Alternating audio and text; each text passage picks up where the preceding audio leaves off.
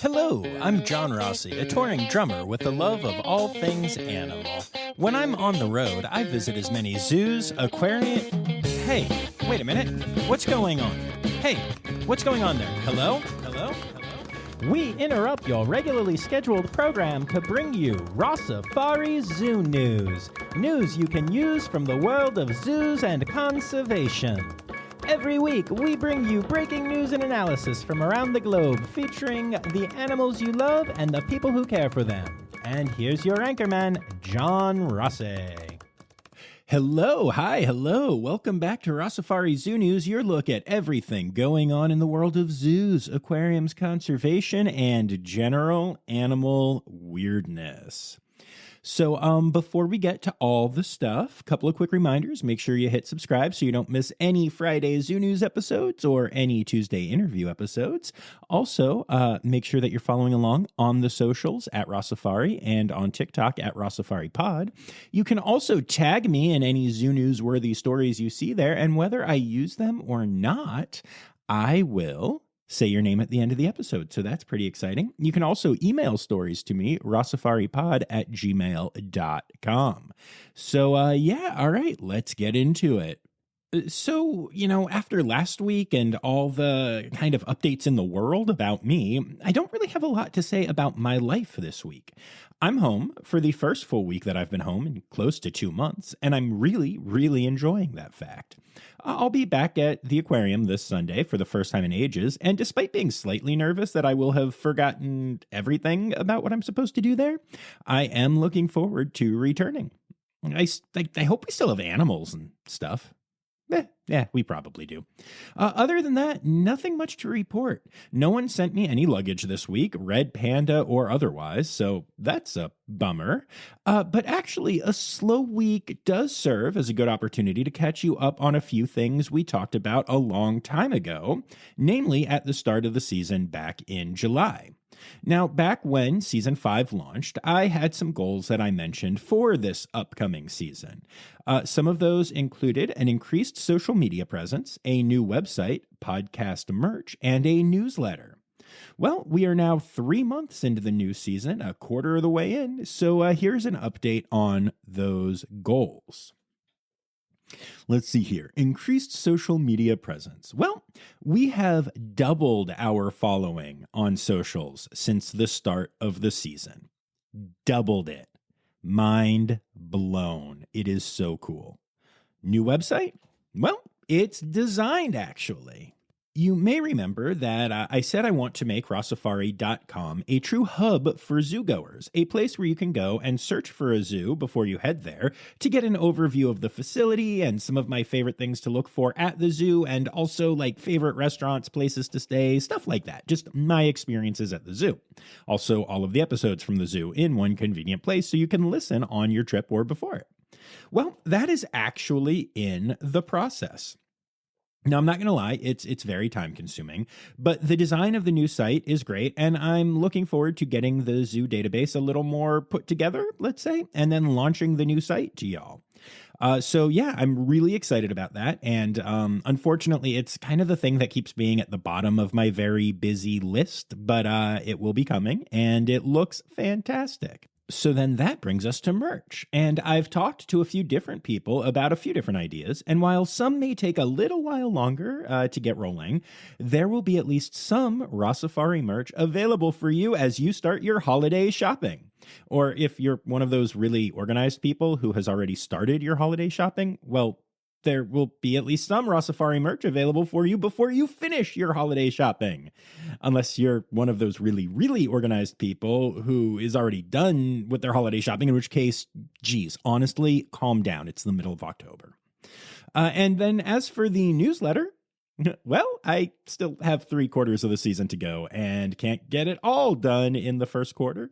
So on top of that, while things can always change, I have Interviews coming for y'all from 9 new facilities over the next few months, and possibly 2 more that I've already kind of started the ball rolling with, and maybe more after that. We'll see. Oh, and last but not least, starting probably in the new year, my Patreon is going to get a slight upgrade as well, as I have partnered with someone who you will recognize when we officially announce it to create some unique patron exclusive merch. So if you're not a patron yet, now is the time to sign up at patreon.com/Rossifari. So with all those fun updates, that brings us to 1, 2, 3, 4. Ow, that's a funky monkey, tree kangaroo, or a binturong. It's Zoo News, yeah. So, for the third week in a row, the headline story of Zoo News is about a hurricane. And at least it's the same one as last week. It's still Hurricane Milton. But honestly, this is mostly what I was hoping to say when we talked about this last week. It seems like most of the Florida facilities that had the biggest chance to be affected by the hurricane were left in a pretty good place, something that brings me a lot of joy to report. Many facilities closed for a few days to prepare for the storm, and even for a few days afterwards, just to do small amounts of tidying up and such. But in general, even the places that were expected to get hit the worst, such as Zoo Tampa and the Florida Aquarium, escaped largely unscathed. Now, as a matter of fact, one of the things I find so amazing about social media is just the quick snapback to life after the storm. You go to any of these facilities' Instagram or Facebook pages, and it's discussions of closure for the storm and storm prep stories and all that jazz. And then a quick discussion about being closed for a day or two to clean up. And then just like 2 days later, it's promoting Boo at the Zoo style events or showing off adorable animal pictures or stories on the vet techs or whatever. It's so fascinating to watch that. And I love it so much. But this is not all sunshine and daisies, as that wouldn't be much of a headline story. And so the one facility that we do need to discuss in more details is our good friends at Mote Marine Lab, which is in Florida. And they were the one facility that were truly in the direct path of both recent hurricanes and got the brunt of both of them. They got slammed by Helene and were still fully in recovery mode when Milton crashed onto land right at their location. So about halfway through cleaning up after Helene, the staff had to pivot to preparing for Milton, doing so in a facility that was already damaged. Now, the staff was amazing, of course, and they got their manatees, sea turtles, alligators, birds, river otters, and many other smaller animals off campus entirely, taking them to the Aquaculture Research Park owned by Mote that is 13 miles inland. You may remember that from when we did our coral propagation episode there. They also took steps to secure their campus as much as possible, making sure severe weather protocols were followed. As I said, the staff did amazing work, all while, just to remind y'all, they also had to worry about the effects the storm could have on their homes, as well as still trying to deal with any personal and home issues caused by Helene and even Debbie before that. And this is the part where I always say, but all of the animals and people escaped unscathed, but I can't say that this time, because in the process, 2 North American river otters, Huck and Jane, ended up passing away during the hurricane. Now, I had the pleasure of witnessing a training session with Huck back in July of 2021, and it was such a fun time. His trainer and I laughed and awed our way through it, and it was really special. He was just waking up from a nap at the time, and it definitely led to a, let's say, less than fully aware otter, which was somehow even more adorable. I also learned that otters, when they're fully dry, which is not something we often see, are actually pretty fluffy, which is really cute. And, what was evident to me at the time was not just how wonderful Huck was, though he was, but it was how much of a relationship he had with his trainers. They loved each other, and even though I didn't get to witness it firsthand, I'm sure that is true of Jane as well. The aquarium didn't go into a ton of details in announcing the passing, but said that health problems developed because of the stress of the 2 storms, and that even medical intervention wasn't enough to save the lives of these 2 otters. It's a truly heartbreaking loss for an amazing facility, but it also speaks to the incredible work done by the staff there that these two were the only losses in the midst of back-to-back hurricanes. And it also serves as a stark reminder that, these stories always seem to have happy endings, but, that's not always going to be the case.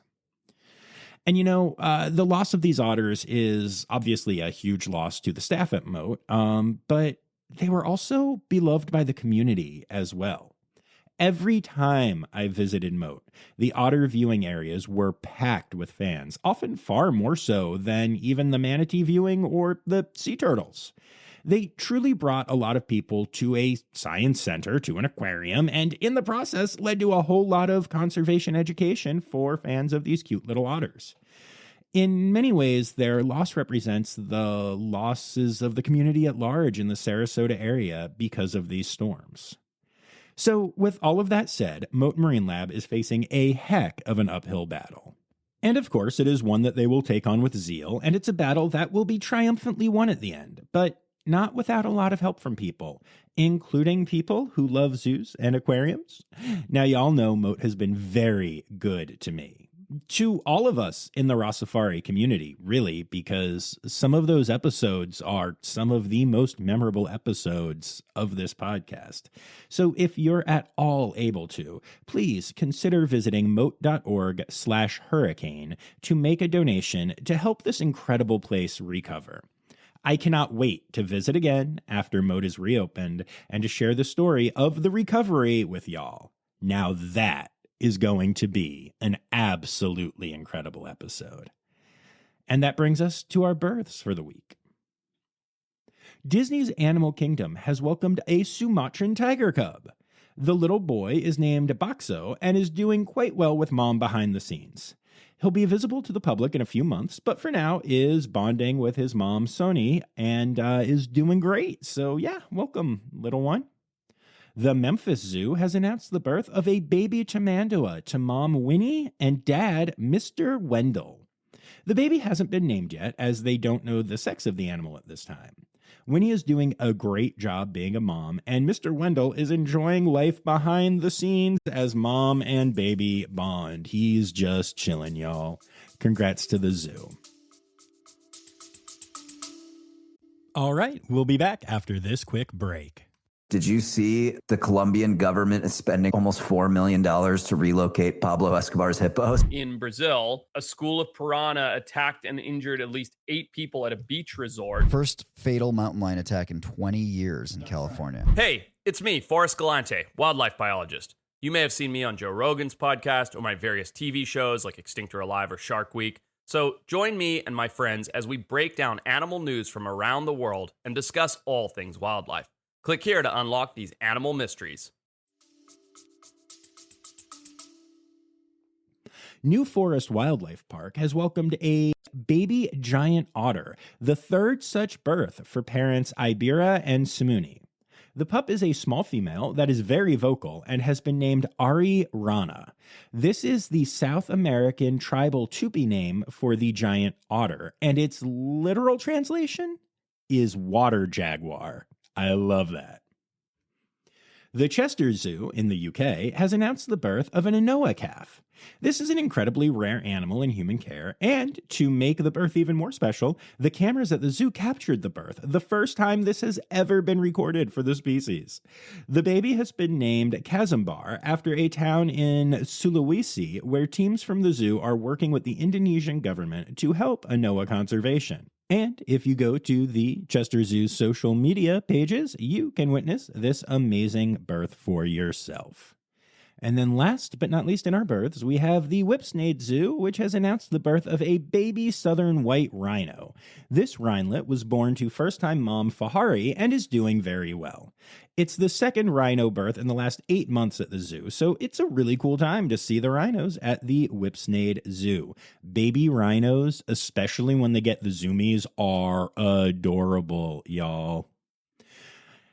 And that's a terrible transition to the sadder side of things, but of course then we have a couple of deaths that we need to talk about. And we're going to start with Woodland Park Zoo, which has said goodbye to Nyla, the only female jaguar at the zoo. She was humanely euthanized after dealing with an age-related decline in mobility. She was 19 years old, outliving the life expectancy for the species in human care. But beyond that, she was an absolutely beloved animal, beautiful and fierce, and one of those animals that keepers just can't help but fall in love with. She was also a mother of 3 jaguar cubs, including Inca, the female jaguar that calls Elmwood Park Zoo home, the cat that made me fall in love with jaguars. Goodbye, sweet girl. You are truly missed. And that's not the only iconic animal to pass away this week. The Maryland Zoo has said goodbye to Anna, the matriarch of the African elephant herd at the zoo.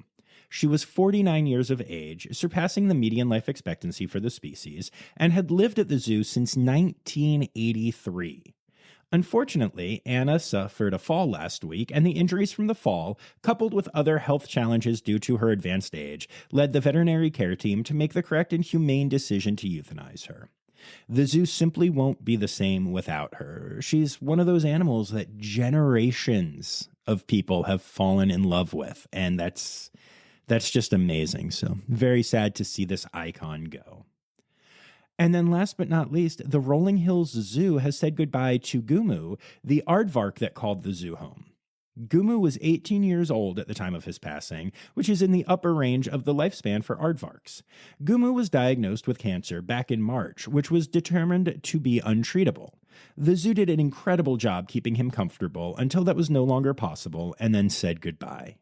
Many aardvarks are hard to see, but Gumu was known for being visible to the public quite a lot, helping a lot of people learn about and fall in love with a very unique species. He will be greatly, greatly missed. And moving on from births and deaths, we get to the rest of our Zoo News section. And we're going to start this section with the news everyone has been waiting to hear, but has also probably already heard because of social media. But hey, just in case you haven't, giant pandas have officially returned to Smithsonian's National Zoo. The 2 bears flew in on FedEx's Panda Express earlier this week and are now living their best lives at the zoo. They can't be seen by the public yet, as the bears won't make their official public debut until January 24th, 2025, at which point the public will not only be able to see the bears, but also the $1 million renovation work that has been done to the giant panda habitat. At that point, the denizens of DC will have been without panda bear viewing for roughly 14 months, and I'm sure the crowds will be ridiculous to welcome the bears back. And while those 2 pandas now call the U.S. home, the actual number of giant pandas in the country has actually shrunk this week, as the 4 panda bears that called Zoo Atlanta home have officially made their way back to China. In fact, it looks like the plane basically dropped those 4 off and then picked up the 2 for their trip to D.C. The Panda Express, y'all. And while it was known this day was coming for a while, and we even discussed the farewell party the zoo has been holding for the bears last week, it is really sad to see them go and witness the end of an era at Zoo Atlanta. I mean, at least for now. Who the heck knows? I mean, remember all the freaking out about DC losing pandas? Yeah. But we shall see. This really may be the end of the program in Atlanta, and regardless, those bears were so loved that they will always be missed there. And yeah, heck, let's keep it to giant pandas for a moment. Y'all know that the San Diego Zoo has recently welcomed panda bears back to their zoo. Well, now you can watch them whenever you want because they have launched a giant panda cam where you can experience the zen of watching the pandas do panda things like sit around, wander, flop, roll, eat, all that good stuff. So check out their websites or all their socials for how to watch and get ready to relax and enjoy. A section of the oldest zoo in Hong Kong, the Hong Kong Zoological and Botanical Gardens, had to be closed this week after a shocking mass die-off of monkeys in the one area of the zoo. In total, 9 animals passed away, with a 10th showing signs of illness, but still being alive at the time of this recording. There were multiple species involved here, including a DeBraz's monkey, a squirrel monkey, 3 cotton-top tamarins, and 4 white-faced saki monkeys. Necropsies and laboratory tests were immediately ordered to figure out the cause of death, but results can take weeks before coming back. So here's hoping the zoo is able to figure out the problem and address any issues before losing any other animals. On a happier note, the San Diego Zoo veterinarians have performed the first ever C-section on a North American porcupine. Mom Maisie is doing great, as is baby Dakota, so this is a great story from that perspective. But it's also worth mentioning because of two things. I mean, first of all, it's incredible that the zoo vets were able to do this procedure for the first time. That's just amazing. Like, go team, yay, woo! But also, holy crap! We have so many North American porcupines in zoos and aquariums in the US. How is this the first time a C-section has been done in the species? And this goes back to the thing I constantly say when it comes to animal health care and zoo veterinary work. It is amazing to me both how innovative and incredible zoo vets are, and also how much we just don't know or haven't done when it comes to even some of the most common species in human care. So congrats to the San Diego Zoo on this incredible procedure. That's just amazing. Yay, veterinary success. But also just think about that for a moment. Think about what we still don't know and are still learning and figuring out. That's just astonishing to me. Now, I know I normally don't do, a zoo has a new species stories unless it's important, but this one's important. The Louisville Zoo has announced a new species that is calling the zoo home. A binturong has arrived. The 1-year-old female is Bianca, which is a name you might recognize. This is the female binturong that was born at the Greensboro Science Center that we featured last year. And then we got the Rossifari community together to vote for her name along with her brother Monty. Yeah, good times. So the Louisville Zoo has added red pandas and binturongs since I last visited there, which I think means I need to plan a trip. I would love to go and see Bianca again. Such a sweet, playful girl. So excited for the Louisville Zoo. Zoo Knoxville has partnered with First Bank, and part of that partnership is that you can now get a debit card from the bank featuring Lincoln, one of the red pandas that calls the zoo home. It's a really adorable card, and anyone who knows Zoo Knoxville knows that Lincoln is a heck of a charmer. This kind of makes me want to open a checking account at First Bank, even though I'm nowhere near Tennessee at all. But hey, we can do digital banking, right? I kind of want a Lincoln debit card is what I'm saying. The only question that I have now is, when can I get a debit card featuring lead panda keeper and Red Panda SSP coordinator Sarah Glass? Now that's the card that I'm waiting for. And then 2 more quick stories in the Zoo News section. First of all, I'm not going to go into a lot of detail on this one. It's more of a if you know kind of thing. But I think a lot of you will know. Steve Martin and Barbara Heidenreich have amicably resolved the lawsuit between them. This was a lawsuit that came up a while ago and was causing a rift in the training world, so I'm just glad to see it resolved because amazing trainers are amazing, and I love these people, and yay, I'm glad this is behind them and us and that whole world. And then, last but not least, in Zoo News, some amazing news. Sea turtle recovery is officially reopened at Turtleback Zoo after the fire caused by a lightning strike. I am so happy about this. All of the turtles are back, there's a brand new roof, and all of the repairs are done, and STR is officially saving turtles again, just in time for the start of cold stun season. Yay! Conservation, news time. Oh yeah. All right, so y'all may remember a few stories I did a while ago about a company named Colossal, which is aiming to revive lost species such as woolly mammoths and the thylacine, also known as the Tasmanian tiger. Well, we have an update on the thylacine side of things.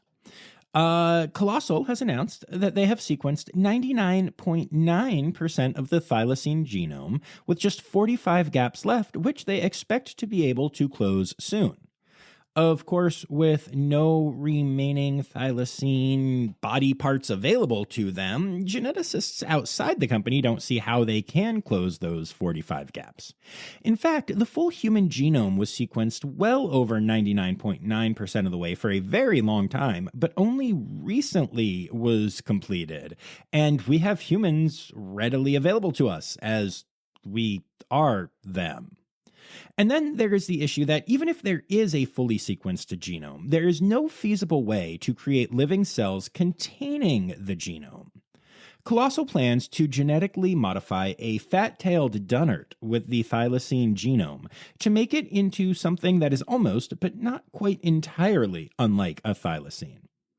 Add to that the fact that Colossal is making these claims publicly, but not providing any evidence to back them up, and the whole situation starts to look suspect. In fact, when asked about why there is no evidence being presented to the scientific community about these claims, Colossal stated that the company's sole focus is de-extinction, not writing scientific papers. So, what does all of this mean? Well, 99.9% of a genome is actually still pretty far off from 100%, despite how close those numbers sound. Those 45 gaps could be very hard to fill for many reasons. And then turning the cells of a different animal into the cells of a thylacine seems like a heck of a long process, if it's even possible. And if it is that a true de-extinction? Or is it just some weird hybrid animal, some genetic creation that is the first ever man-made animal rather than the return of a beloved species? I have no doubt that the company will continue ahead with this process and that there will be a time in the future when this kind of thing can happen. But I do question whether it has anything to do with the idea of de-extinction or whether it's the first step in humans creating new species in a lab. You can insert whatever Ian Malcolm quote from Jurassic Park you'd like here, but I don't know. I find this whole thing very weird, and the idea of de-extinction is like very cool and very interesting for conservation because it's important to save animals, but if you can't and you can bring them back, well, that's pretty darn cool. That seems important. I like the idea, but I don't know. The way they're doing this doesn't really scream de-extinction to me. I'm curious what y'all think about this, and I'm curious to see what else they come up with. A caracal was recently captured in a Chicago suburb. Yep, a caracal. Endangered cat known for distinctive and adorable ear tufts that is endemic to Africa and parts of Asia. That caracal? Yep, found in a Chicago suburb.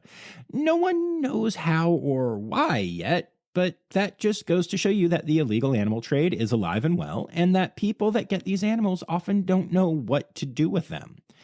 I would say this is a crazy story, but honestly, I don't really even think it is. I think it's crazy how not crazy it is. I'm so excited about the anti-trafficking work being done by the AZA and other organizations, but we still have a long way to go on that front for sure. As for the caracal in question, it has been taken to a sanctuary where it will live out its life, so at least this caracal gets to have a happy ending, but what got it to living under a porch in a Chicago suburb is a heck of a question. NOAA Fisheries have completed a huge project recently, and I'm pretty excited about it. Multiple dams were removed from the Klamath River, dams which had blocked the river from reaching the Pacific Ocean.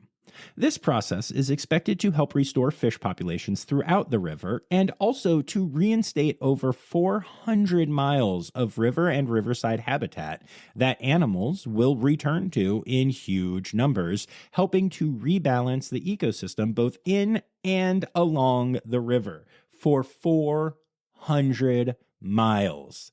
That is just astonishing. This was a huge project that actually was really cool because not only did a bunch of scientific experts get brought in on this one, but NOAA also partnered with indigenous peoples to find out what they thought would be best to do with the land. And this is what they suggested as well. And now it's done and you can see the impact. And I just love that so much.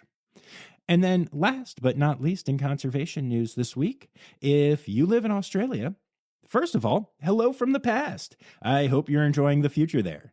Second of all, you say the word no funny. There is no R at the end of the word, no. But beyond all that, it is currently time for the Aussie bird count, which runs until the 20th of October.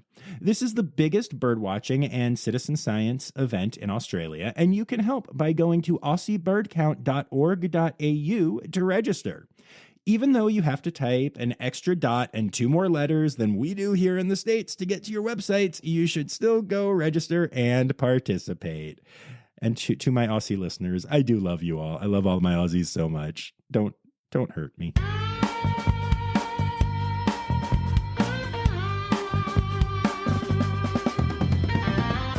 In other news. All right, so we all know that orcas have been attacking boats, particularly in the waters around Gibraltar, for the last few years. And while the internet has had a field day with it, implying that the orcas are part of the Eat the Rich movement and trying to sink yachts, there hasn't really been a great scientific understanding of what is happening for most of that time. The best hypothesis has been that orcas were playing by attacking the boats, and that they were teaching the fun behavior to other orcas. Well, now there is a new hypothesis that seems likely, and honestly, I'd say a little more likely than that one, in my opinion.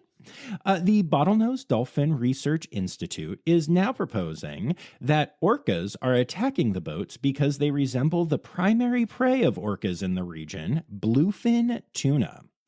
Bluefin tuna can be as large as 4 meters long, can weigh up to 907 kilograms, can swim up to 45 kilometers per hour, and have a hydrodynamic body with a white underside. All things that are common amongst the boats that have been attacked. Not the exact same sizes, but like in that area.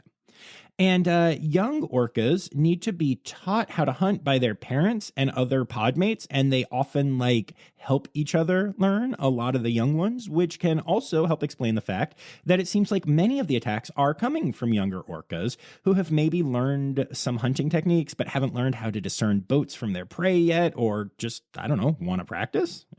It's just a hypothesis at this time, but it's one that does make a lot of sense and certainly seems like a better idea of what might be going on than that orcas have decided to join the revolution or whatever it is that the internet is saying this day.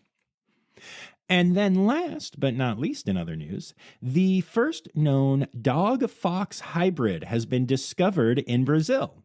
It's known as a dachshund, which seems dumb to me since both dox and fog are better words. And while both are technically already words, I don't think anyone will confuse the idea of having your identity spilled online without your permission with an adorable animal.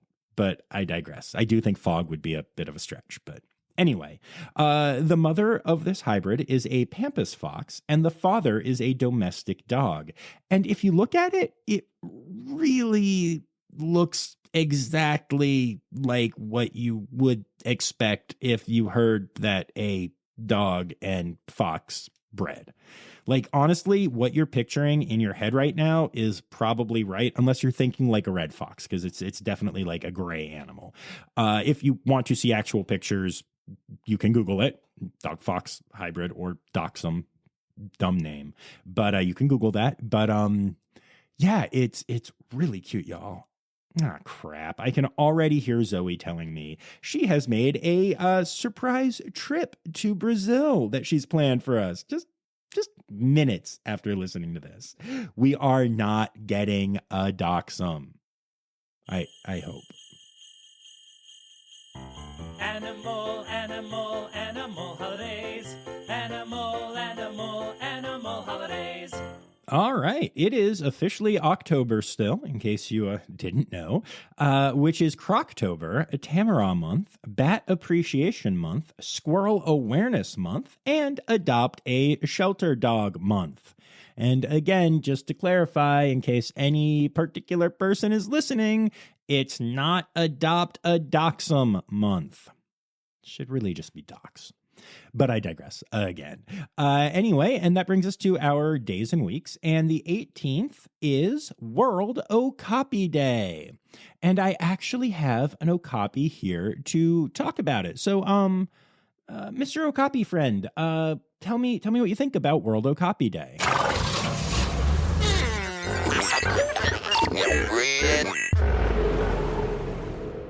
Ooh, there is smoke and fire everywhere. Oh, man. Ooh. And here I thought they were real. Anyway, I'm sorry. That took 19 different sound effects to create that for y'all. I have worked on that longer than the rest of the episode combined. And also, that's only the number of sound effects that were involved in that. The number that I rejected, I don't even want to discuss. But anyway, all of that for that 8-second joke. I hope you all appreciated it. Hello? Is anyone still there? No? Okay. Anyway, the 19th is International Sloth Day. The 20th starts World Lemur Week, Slow Loris Outreach Week, which I don't know if that means it's slow loris like information that we're supposed to outreach to people about, or if it's when we're supposed to outreach to slow lorises, maybe to teach them about Jesus or something. I don't know. And also National Veterinary Technician Week. The 21st is Reptile and Amphibian Awareness Day and the anniversary of the Marine Mammal Protection Act. The 22nd is National Make a Dogs Day and Wombat Day, and it launches Ambystoma Week. Then the 23rd is International Snow Leopard Day, and the 24th is International Gibbon Day, and launches Bat Week. Anyway, I don't want to get sued. Plus, we've had a lot of jokes in here. So anyway, yeah, those are your animal holidays for the week.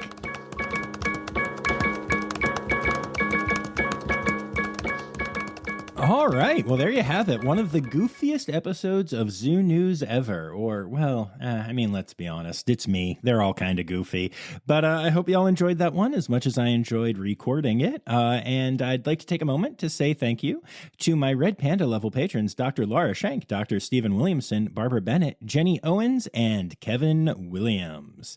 I'd also like to say thank you to everyone who contributed this week, including Anya Keene, Colleen Linehan, Kim Cooley-Croninger, Carrie Kirkpatrick, Kevin Williams, Emily Rockbuck, Dr. Laura Shank, Ali Malensky, Kay Malensky, The Malenskys. and Yoshioka, not Tiana Bush, Holly Page, Stephen Rossi, Dr. Zoe Rossi, Crystal Chapman, Dylan Hoy, Matt Patford, Natalie Taco, and Marianne Rossi. Thank you all so much for contributing. I hope to see y'all back here on Tuesday for another exciting episode from the Fort Worth Zoo. You are going to be hearing from just a really fantastic guest, and it's one of those philosophical episodes, y'all. They're always a lot of fun. And then we'll be back here on Friday for another episode of Zoo News, probably with less fake Okapi sounds. But before I head out, the last thing I got to remind y'all is that the words newsy credits backwards are Steiderkius when. The Rossifari podcast is produced, hosted, and engineered by John Rossi. Editing and fact-checking by John and Dr. Zoe Rossi. Our theme song is Sevens by Nathan Burke, performed by Nathan and John. Interrupting John theme and additional voices by Taylor Isaac Gray. You can reach John directly on Instagram and Facebook at Rossifari or by email at rossifaripod@gmail.com. Rossifari is part of the Daydreamer Media Network. Now, stop listening to me and go visit a zoo.